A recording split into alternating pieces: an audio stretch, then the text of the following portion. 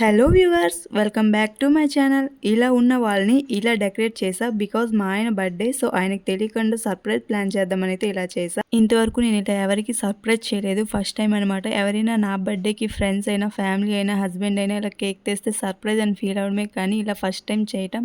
రీసెంట్గా Insta, YouTube ఇలా open చేస్తుంటే ఈ బర్త్డే డెకరేషన్ అయితే సింపుల్గా చాలా బాగా ట్రెండ్ అవుతుంది. అందుకే ఇలా చేద్దామని అయితే ఫిక్స్ అయ్యా. మా ఆయనకి సర్ప్రైజ్ ఇద్దామని అయితే ప్లాన్ చేస్తే ఇంతలో మా బన్ను పడుకున్నోడు లేసి సర్ప్రైజ్ అన్నట్టు నా వైపు చూస్తున్నా. మరేం చేస్తాం, ఇంకా వాడిని కనిపెట్టుకుంటూ చేయాలి. అసలు ఇప్పుడిప్పుడే వాడు నడవడం నేర్చాడు. ఇల్లంతా వాడిది అన్నట్టు తిరుగుతూ ఉంటాడు. ఫైనల్లీ అన్ని ఇలా సెట్ చేసి పక్కన అయితే పెట్టేసా. ఇప్పుడైతే వాళ్ళని డెకరేట్ చేద్దాం. ఫస్ట్ అయితే హ్యాపీ బర్త్డే బ్యానర్ ఇలా సెట్ చేసేసా. నెక్స్ట్ అయితే ఇలా బౌ షేప్ లో చేసిన రిబ్బన్స్ అయితే సెట్ చేసేసాను. హెచ్ లెటర్ అయితే ఇక్కడ పెట్టడం మర్చిపోయా, మళ్ళీ చూసి పెట్టాను. నెక్స్ట్ ఇక్కడ బెలూన్స్ కూడా ఒక్కొక్కటి సెట్ చేసేసా. చూడటానికి డెకరేషన్ సింపుల్ గా ఉన్న 2 hours పట్టింది మా బన్నుని చూసి ఇవన్నీ పెట్టడానికి. నేనైతే కష్టపడి ఇలా అన్ని ఒక్కొక్కటి సెట్ చేస్తుంటే సైడ్ నుంచి మా బన్ను అన్ని ఒక్కొక్కటి లాగుతున్నాడు, వాడికి అందినవన్నీ. ఎందుకు మమ్మీ అలా అన్ని వాల్కి పెడుతున్నావు, నాకు ఇస్తే నేను ఆడుకుంటా కదా వాడితో అన్నట్టు అన్ని పీకుతున్నాడు. చూసారా సైడ్ నుంచి. ఏం చేస్తాం, అంతే మరి. మధ్యలో ఈ టేప్ కూడా అయిపోయింది. మళ్ళీ షాప్కి వెళ్ళి తీసుకొని వచ్చి మా బన్ను పీకనవన్నీ పెట్టా. డెకర్ అయితే చూడటానికి చాలా సింపుల్ గా చాలా బాగా వచ్చింది. లాస్ట్ లో మీరే చూసి చెప్పండి ఎలా ఉందో. అమ్మయ్య, ఫైనల్లీ అయిపోయింది. లాస్ట్ లో కేక్ పెట్టడానికి ఇలా టేబుల్ తీసుకుని దానిపైన అయితే వైట్ క్లాత్ తో కవర్ చేసా.